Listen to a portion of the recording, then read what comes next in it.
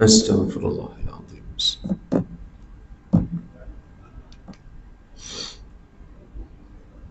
Assalamualaikum warahmatullahi wabarakatuh. Alhamdulillah wassalatu wassalamu ala Rasulillah wa ala alihi wa sahbihi wa man walah. Rabbi shrah li sadri wa yassir li amri wahlul 'uqdatam min lisani yafqahu qawli. Allahumma aghnina bil ilmi, ya Allah ya Tuhan kami, kayakan kami dengan ilmu. Wa zayyinna bil hilmi, dan hiasilah diri kami dengan sifat lemah lembut, sabar dan santun. Wa akrimna bit taqwa, dan muliakan kami dengan ketakwaan. Wa jamilna bil afiyah, dan kurniakan kepada kami akan kesihatan. Allahumma akhrijna min zulumatil wahmi, wahai Tuhan keluarkan kami daripada kegelapan keraguan. Wa akrimna binuril fahmi, dan muliakan kami dengan cahaya kefahaman. Waftah alaina bi ma'rifatil ilmi, subhanaka la ilma lana illa ma 'allamtana innaka antal alimul hakim. Walhamdulillahi rabbil alamin. Sambungan pengajian kitab Wisyahul Afrah yang muka surat 12. Jadi kita sambung lagi perbicaraan kita berkenaan tentang masalah istinja. Tuan-tuan, perempuan, muslimin, muslimat dirahmati Allah. Kalau kita bandingkan agama-agama di dunia ini, kita akan dapat satu perkara yang sangat istimewa, sangat unik tentang agama kita, agama Islam. Kita kena bangga, kita ni beragama Islam dan kita ni dipanggil Muslim, mukmin. Kenapa sangat istimewa, kenapa sangat unik? Kerana agama ini, agama Islam sangat teliti. Agama lain pun ajar nak jadi orang baik, ajar jadi orang yang jujur, tolong-menolong, ajar kepada akhlak yang baik. Bukan bermakna agama lain betul, agama kita betul, sama je tak? Itu dah fahaman plural. Agama kita adalah agama yang sebenar. Al-Islam ya'lu wa la yu'la alaih. Sebab tu dalam kita beragama ni, kita kena tahu agama kita lebih elok, lebih baik, lebih unggul, dan yang paling benar.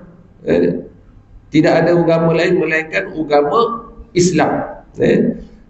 Tapi kebanyakannya agama lain dia tidak membicarakan perkara-perkara kecil.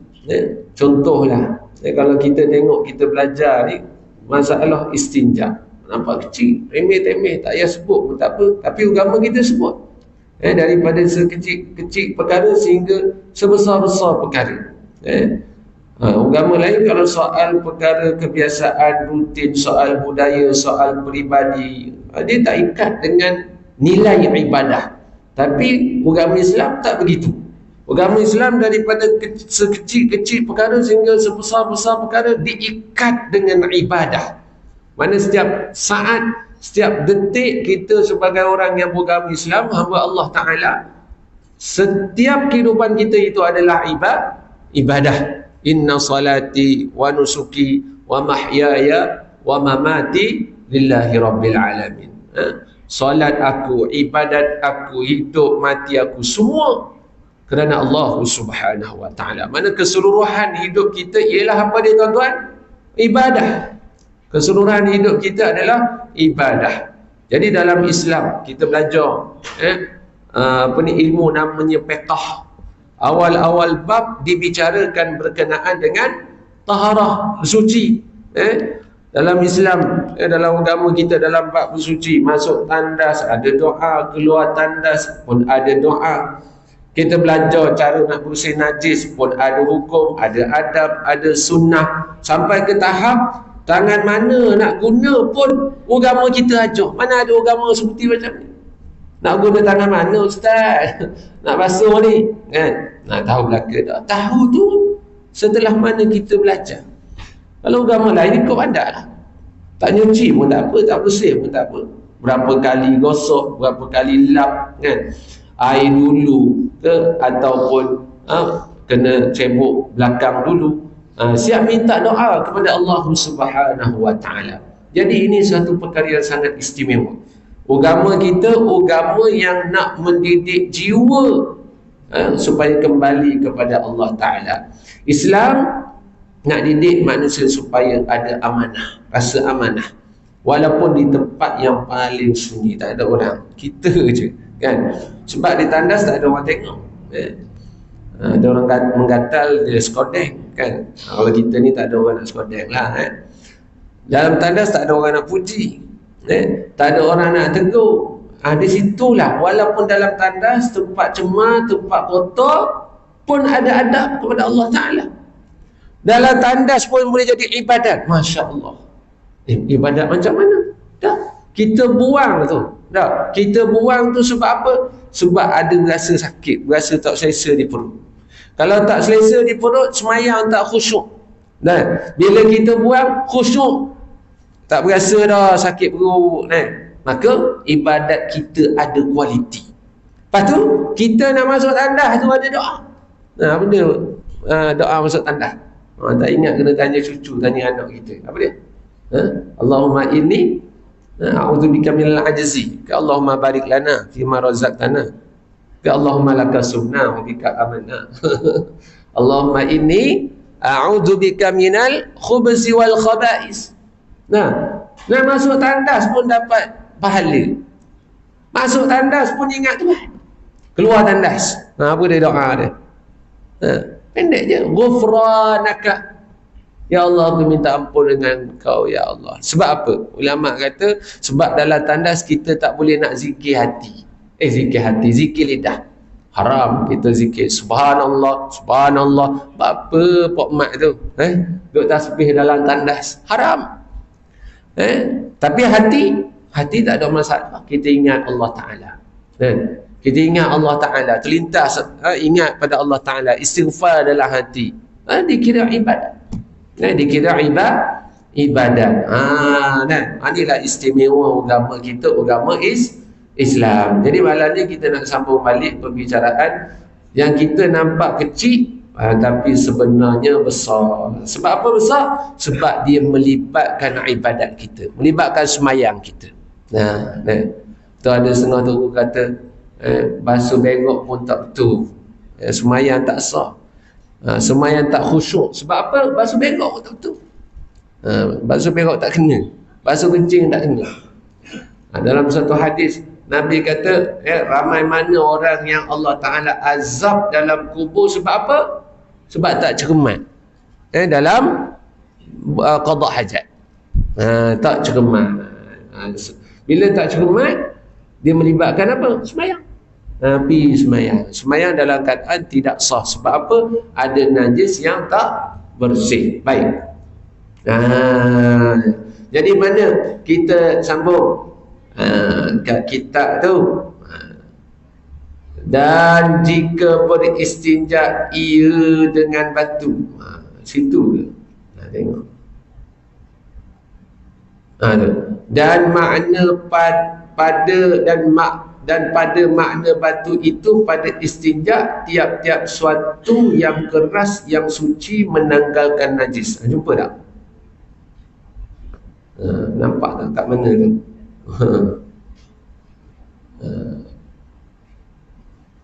Jumpa?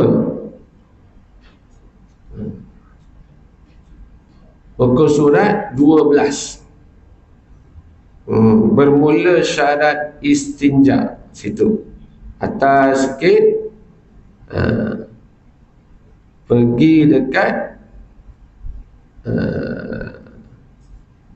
baris yang berapa ni? 1, 2, 1, 2, 3, 4, 5, 6. Baris yang ke-6. Baris yang ke-6 muka surat 12. Dan pada makna batu itu pada istinja. Jumpa?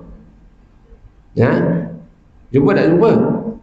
Jumpa. Lama tak belajar kan? Jumpa dah kat mana? Ini saya tanda, saya dah tahu dah. Kau ulang-ulang tempat yang sama kan? Kena tanda ya. 5 tahun belajar, ulang benda sama je. Sebab tak tanda, tanda. Saya tanda situ. Ada satu tempat tu ulang. Sebab saya lupa tanda kat mana. Saya tanda situ. Tengok. Qala al-muallif rahimahullahu ta'ala wa nafa'ana bihi wa bi'ulumihi fid daraini amin ya rabbal alamin. Berkata Tuan Pengarang, mudah-mudahan Allah Ta'ala memberikannya rahmat dan kita memperolehi manfaat daripada ilmunya. Dan pada makna batu itu pada istinja, tiap-tiap suatu yang keras, yang suci, menanggalkan najis yang tiada dihormati akan dia seperti perca kain dan belulang yang sudah disamat. Kerana hasil maksud dengan dia. Jadi Syekh nak jelaskan definisi batu tu dalam masalah istinja. Jadi kita sebut dah pada pengajian lepas, dalam masalah istinja ni ada dua alat. Alat untuk kita beristinja. Pertama ialah air. Itu yang paling dominan lah. Kita guna air, orang kita pun guna air. Satu lagi alat istinja ialah dengan menggunakan batu. Batu ni lah, jenis batu ni lah yang Syekh kita nak huraikan. Air tu kita dah biasa dah, kan? Batu ni kita tak biasa. Sekarang ni kita guna tisu lah. Dulu, zaman dulu dia tak ada tisu. Tuan-tuan, istinja dengan batu ataupun tisu kita kena reti juga, kan? Terutamanya kita ni biasa berjalan. Kalau dia tak biasa berjalan, okey lah, kan? Macam orang biasa pergi berjalan ke negara orang, kan? Kebanyakan negara, kan, kalau kita tak pergi jauh lah, kita pergi Singapura. Pergi Singapura, tandas-tandas dia biasa tak sediakan air. Ada tandas yang tak sediakan air untuk istinja. Gelisah kita. Masa tu kita gelisah sebab kita tak biasa. Lepas tu kita tak ada ilmu. Ustaz ajar tak mau beri perhatian. Lepas tu bukan bab istinja lah, banyak benda. Macam baru ni perkenaan tentang sembahyang jemaah, sembahyang berjamaah. Berlaku huru hara apabila ada satu tempat tu lah. Tapi biasanya huru hara memang berlaku bila imam terlupa. Terlupa apa? Antaranya tasyahud awal. Bila terlupa tasyahud awal tu naik, ada yang tak naik, ada yang ikut imam, tu huru hara.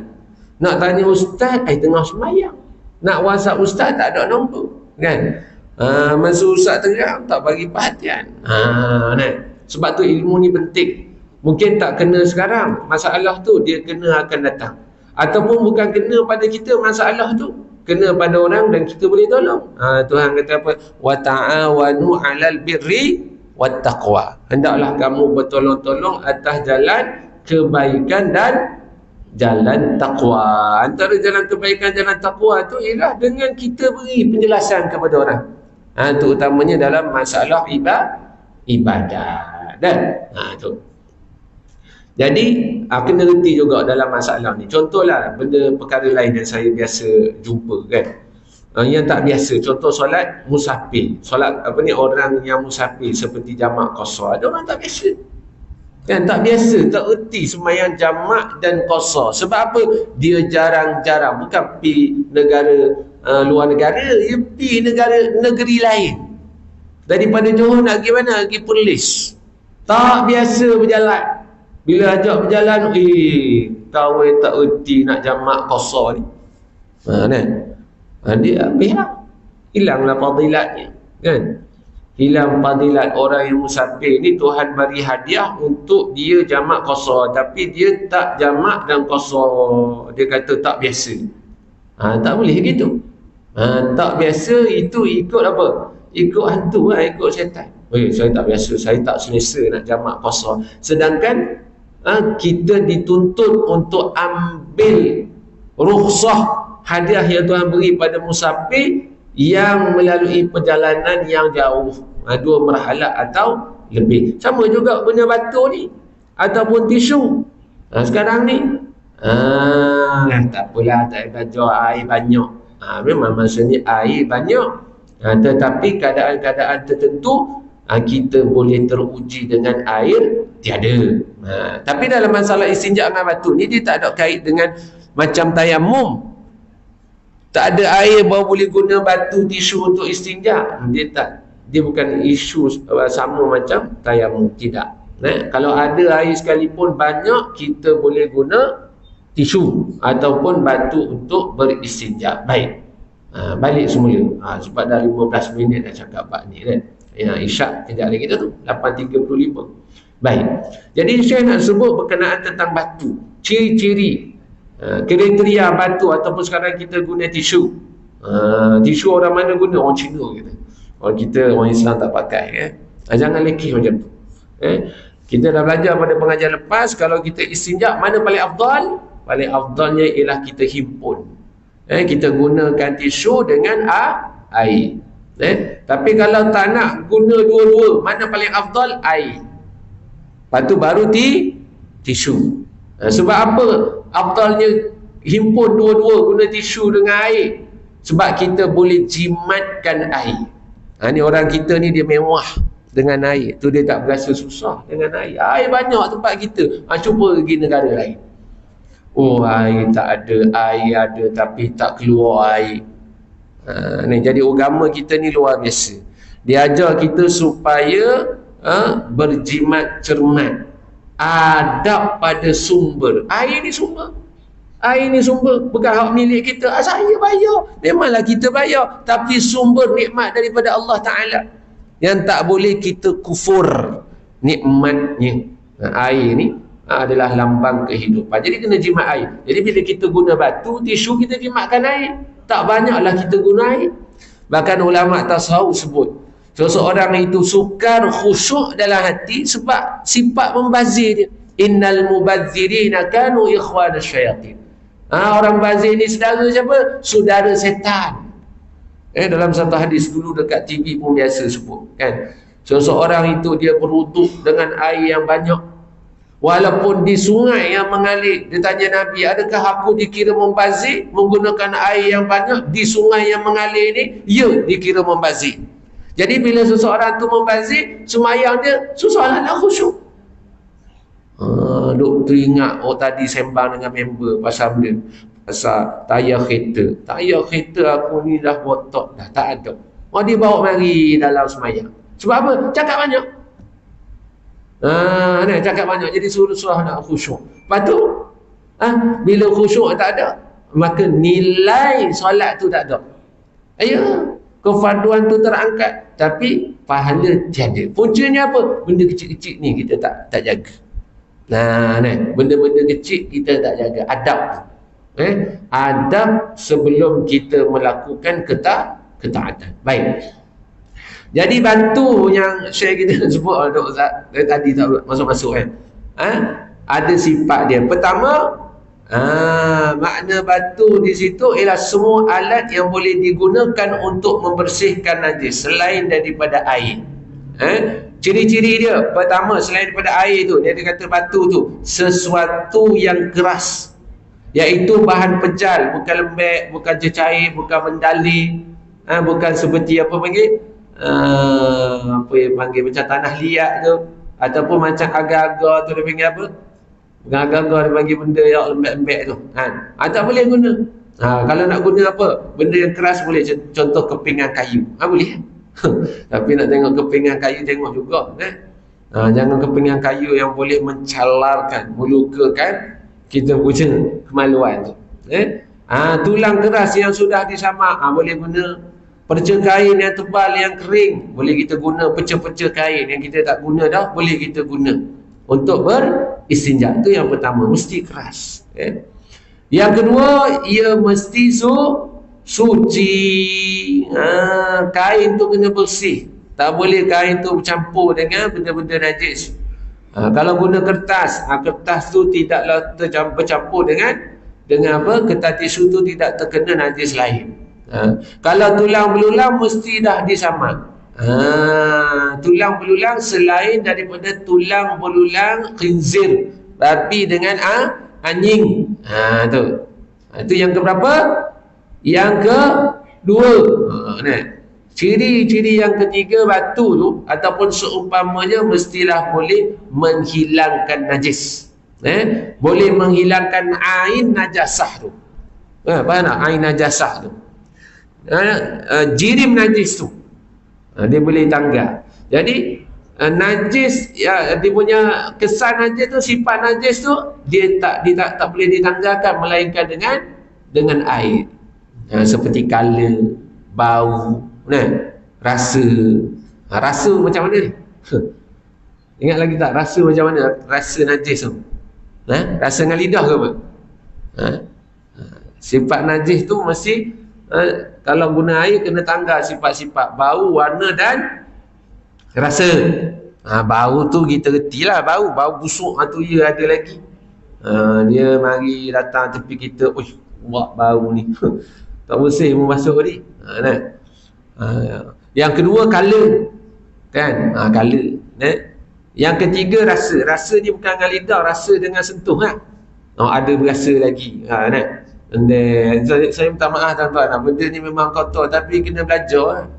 Kena reti. Dia tak jadi kecil kalau kita belajar. Tapi kalau kita buat main-main, kita kata belakang tau, duk kata macam-macam, tu jadi kecil. Perkataan kecil. Yang ketiga, ciri-ciri dia mestilah tiada dihormati, ghair muhtaram. Bukan benda yang dimuliakan dalam syarak. Maka tak bolehlah kita guna seperti makanan manusia walaupun expired dah. Roti tu roti yang dah expired, kering, naik kulat, kan? Panggil kulat tak? Ke panggil apa? Yang dah keluar hijau-hijau tu dia panggil apa? Kulat lah kan? Kulat, bukan cendawan kan? Dah naik kulat. Walaupun dah tak boleh nak dimakan, tak boleh kita nak guna untuk istinja. Ustaz ni keras ni, dah keras, dah berkeping-keping, tak boleh guna. Sebab apa? Dihormati. Dihormati. Makanan itu makanan manusia, maka segala makanan dihormati. Jadi kita tak boleh keji dah. Makanan kalau dah sedap pun tak boleh kata tak sedap, masih reping, masih rebang. Tak sedap, pahit, tak kena dengan tekak. Dia lempar je pinggan dengan nasi-nasi. Ni orang yang tidak ada adab kepada makanan. Orang yang tidak menghormati makanan, maka dia tak layak dihormati. Dia begitu je. Sebab agama ni menghormati makanan. Baginda Nabi SAW menghormati makanan. Kita ni tak hormat makan, cakap macam-macam. Ini kalau makan ni habislah. Naik gula, naik darah. Makan kambing tak boleh, nanti naik tinggi, mencanak. Kita kata ke makanan, memang sungguh makanan tu makan balik kita, kan? Kita lah yang rosak. Makanan tu tak ada salah. Yang salahnya kita bila kita ambil berlebih-lebih. Agama kita tak suka kita ambil apa-apa perkara, buat perkara sesuatu perkara lebih-lebih. Wa man yata'ab innallaha la yuhibbul mu'tadin. Allah Taala benci, Allah Taala tak suka orang yang melampaui batas. Contoh bab makan pun samalah. Makanan ni benda yang Allah Taala hormati. Agama ni hormat. Jadi kita jangan mencela makanan. Hatta Syekh kita sebut makanan jin pun sekali, walaupun kita tak makan, tapi ada makhluk lain yang makan. Seperti apa? Tulang. Tulang, belulang. Tak boleh. Tapi kalau guna, jadi. Jadi istinja tu sah, boleh kena. Tapi tak boleh dari sudut hukum kita gunakan. Sebab apa? Ianya dihormati. Ataupun kertas-kertas yang bertulis ayat Quran, hadis Nabi SAW, ataupun apa-apa ilmu. Sama ada ilmu tu ilmu yang bangsa dunia ataupun bangsa akhirat. Bangsa dunia ni macam ilmu matematik, ilmu sains dan sebagainya. Kemudian yang kelima, kalau kita guna kain tu mestilah kain dah sebut tadilah, iaitu kain tu kain yang bersih, kain yang suci. Itu berkenaan tentang hukum hakam, berkenaan tentang penggunaan alat namanya batu ataupun sekarang ni tisu. Kemudian Berkenaan tentang apa syarat menggunakan batu kita sebut dah tu. Kemudian cara istinja. Cara istinja nak guna batu ataupun tisu ni. Dia tak sama macam guna air. Tu sebab pengajian lepas tu saya ada sebut kalau bab istinja dengan batu ataupun tisu ni dia ada syarat dia. Dia tak macam air. Sebab penggunaan air bila kita istinja dia menanggalkan dua benda. Apa dia? Air najis, jirim najis dan sifat najis itu. Sifat najis tu ada berapa tadi? Berapa? Sifat najis tu ada? Tak ingat bagi lah. Apa benda? 3. Bau, warna dan rasa. Itu sifat najis. Jadi kalau guna air, ia boleh menghilangkan apa? Ain najis, jirim najis, tokor tu. Kalau guna air, dia boleh menghilangkan yang kedua apa dia? Sifat najis tu. Bau, warna dan rasa. Tapi kalau guna batu ataupun tisu, dia hanya menghilangkan ain najis, jirim najis saja. Sifat ada tak? Ada. Bau ada tak? Ada Ustaz. Color ada tak? Color ada. Color warna apa? Dia baru makan dragon fruit, buah naga. Jadi color purple tu ada. Mana? Tu color yang tidak berbahaya lah. Kalau tuan-tuan makan coklat macam budak-budak tu color merah, biru, hijau dekat lidah, tu berbahaya. Color tiruan. Ni color memang daripada buah. Ada macam mana Ustaz tak tahu. Cuba lain time ambil cermin ke apa. Tak, kalau perempuan muda-muda kan dia suka selfie kan. Ambil handphone selfie tengok. Color purple. Sebab apa ada color purple tu lagi? Sebab guna tisu, guna batu. Dan nak semayang boleh tak? Lepas istinja dengan tisu ada color purple tu, ambil semayang maghrib, semayang isyak. Sah tak? Sah tak sah? Ibu-ibu yang jawab kuat lagi. Ayah-ayah tak menjawab ni. Tak bagi kerjasama. Semua jual mahal. Buat keketan macam nak makan orang. Boleh sah tak semayang? Sah lah. Sebab apa sah? Sebab guna tisu. Guna tisu ataupun batu. Sekali lagi tuan-tuan, bila kita guna air, kan alat istinja ni kita boleh guna air ataupun batu ataupun sekarang tisu. Cuba kita faham Kalau guna air, dia menghilangkan dua-dua tu. Apa dia? Jirim najis dengan sifat najis. Jadi kuatlah air tu. Tapi kalau guna tisu, zaman dulu batu, dia hanya menanggalkan jirim. Sifat ada. Bau boleh jadi ada, kan? Ataupun color boleh jadi ada lagi. Ataupun apa? Rasa. Biasa rasa tu hilang dah lah. Ada lagi. Dimaafkan lah. Tapi dengan syarat. Ni nak sebut ni. Dengan syarat. Tak apa yang gitu. Tak apa. Sebab agama benar. Tak apa yang salah. Tak apa. Tapi dengan syarat. Ni nak sebut ni. Jangan duk gomor. Dah boleh boleh pun dia buat. Dia tak tahu ada syarat penggunaan tisu itu. Apa dia? Dengan molek. Kalau ada buku pensel tu catat molek. Kalau tak ada buku pensel tu hafal. Jangan lupa sampai mati. Apa dia? Pertama, bila guna tisu ataupun zaman dulu batu, mesti dengan 3 masahah ataupun mashah. Sapu. Kena 3 sapu. Sekali tak boleh. Kalau air je, sekali kita jerus, hilang jirim sifat-sifat najis tu. Okey, sekali. Sekali kita jerus, hilang semua. Okey, kalau air. Sebab air ni kuat.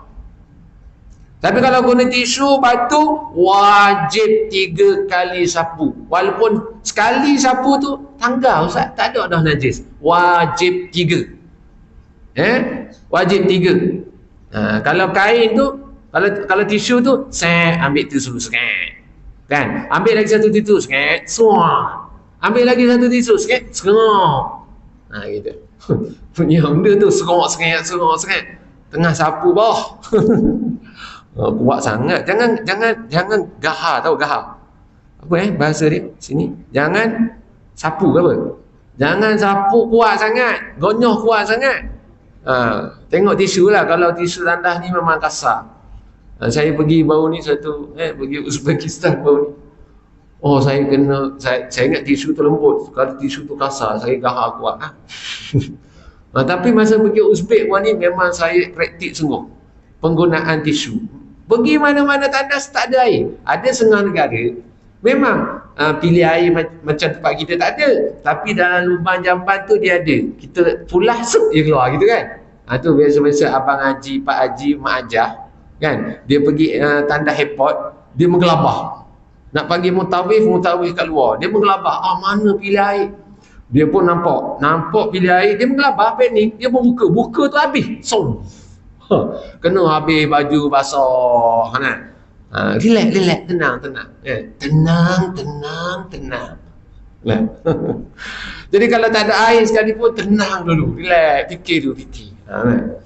Jadi kalau pergi negara lain, nak pergi umrah ke, nak pergi Mekah ke, nanti pergi haji, kena standby lah. Pergi tempat orang ni tak semesti macam sama tempat kita. Tapi bila sampai Malaysia tu, dia punya lega, tenang tu lain macam, sebab boleh guna air. Jadi saya praktik betul lah. Duk ajar berkenaan istinja ni. Baru ni pergi jalan ke nama negara Uzbekistan, memang kebanyakan tempat kena istinja dengan tisu. Dengan tisu. Baik. Jadi kalau guna tisu ataupun dalam zaman dulu batu, mesti dengan 3 kali sapu. Kalau batu zaman dulu, kalau batu besar, padan cukup 1 je batu. Macam mana? 1, 2, 3. Kalau batu besar, batu benda batu bata. Jangan tuan-tuan.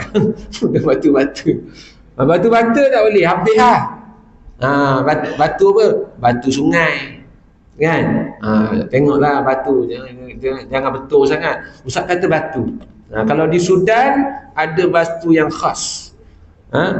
Ada member ni dia pergi Sudan dululah sebelum bergolak. Dia kerja minyak. Jadi dia pergi Sudan, dia tengok ada satu tempat tu batu-batu cantik. Dia ambil batu tu, bubur dalam akuarium ikan. Orang tempatan kata, mu tahu tak ni batu benda ni? Ni batu tu buat istinja. Tapi orang Malaysia kita suka tengok batu tu cantik, jadi bubur dalam akuarium ikan. Dia ada batu yang khas untuk istinja di Sudan. Sebab payah nak jumpa air. Negara kita ni Allah Ta'ala beri nikmat melimpah-limpah ayak. Sampai tak reti nak berjimat cermat.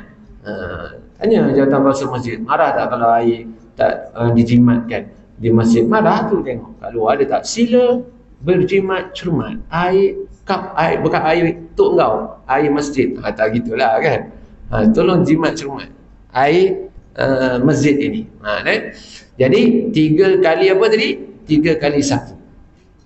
Yang kedua, mesti inqa, mesti tempat yang kita sapu lesek tu bersih. Bersih tu, maksud bersih tu hilang jirim najis tu, zat najis tu. Mana tak ada lah toko dia tu. Ketul najis tu tidak ada.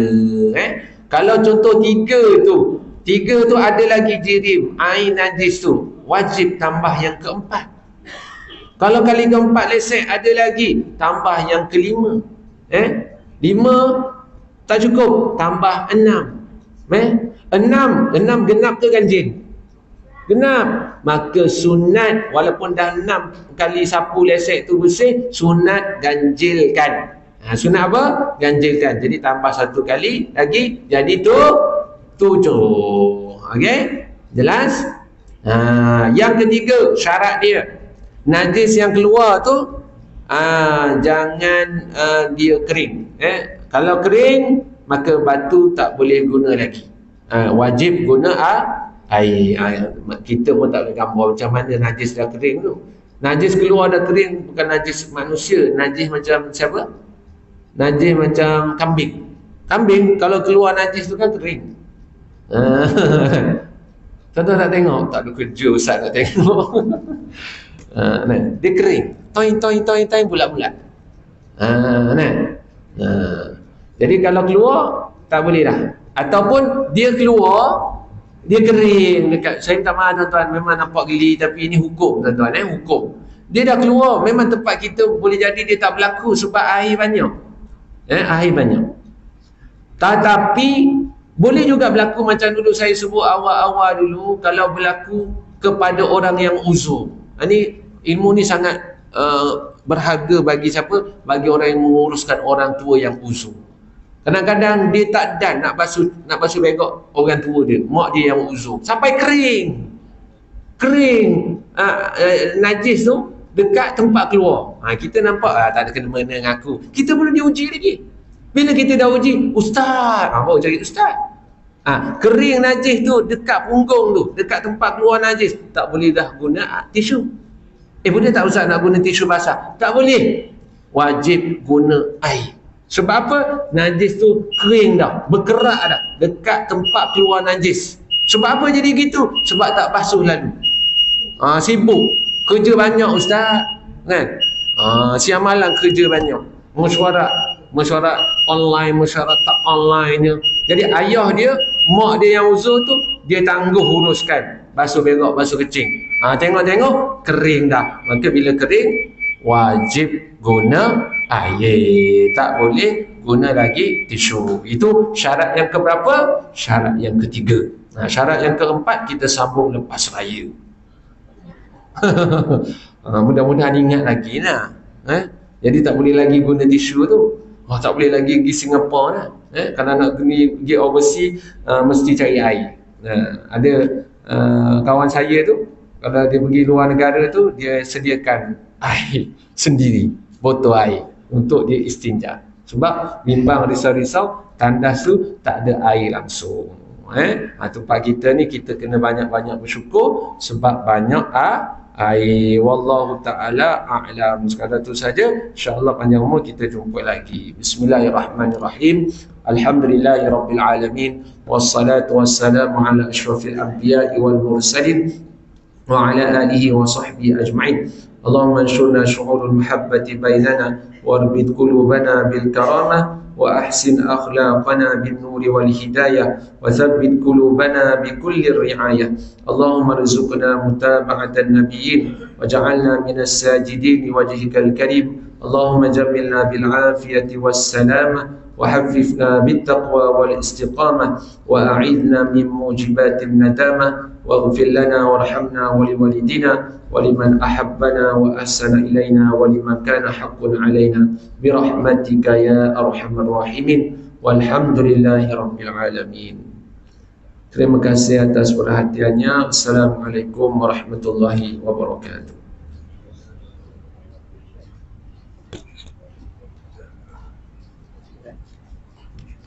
Sim.